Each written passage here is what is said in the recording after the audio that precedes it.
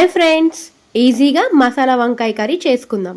ముందుగా పెనంలో 2 టీ స్పూన్లు నువ్వులు వేయించుకున్న తర్వాత 2 టీ స్పూన్లు పల్లీలు కూడా వేయించుకొని మిక్సీ పట్టుకోవాలి. మిక్సీ ఎలా పట్టుకోవాలంటే నువ్వులు పల్లీలతో పాటు 4 టమాటాలు, దానిలోనే కారము ధనియా పౌడర్ వేసుకొని మిక్సీ పట్టుకొని పక్కకు పెట్టుకోవాలి.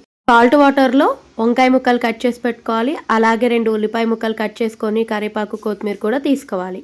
తీసుకున్న తర్వాత పెనంలో ఆయిల్ పోసుకొని జీలకర్ర ఆవాలు చిటపట్లాడిన తర్వాత ఉల్లిపాయలు కరివేపాకు వేసుకొని బాగా వేగిన తర్వాత దాంట్లోనే అల్లం వెల్లుల్లి పేస్ట్ వేసుకొని ఉప్పు వేసుకొని బాగా కలుపుకోవాలి. మగ్గిన తర్వాత పసుపు వేసుకొని బాగా కలిపి అందులో మనం ముందుగా వాటర్లో కట్ చేసి పెట్టుకున్న వంకాయల్ని వాటర్ లేకుండా గట్టిగా చేత్తో పిండేస్తూ బాండీలో వేసుకొని బాగా కలుపుకోవాలి. ముక్కలన్నీ బాగా కలుపుకోవాలి. కలుపుకున్న తర్వాత మూత పెట్టుకొని ఒక 2-3 మినిట్స్ స్టీమ్ చేసుకోవాలి. ఇలా స్టీమ్ చేసుకున్న తర్వాత కూడా మధ్యలో ఒకసారి కలిపి మళ్ళీ స్టీమ్ చేసుకోవాలి మూత పెట్టుకొని.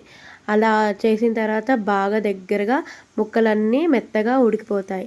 దానిలో మనం మిక్సీ పట్టుకున్న పేస్ట్ని వేసి బాగా కలుపుకోవాలి.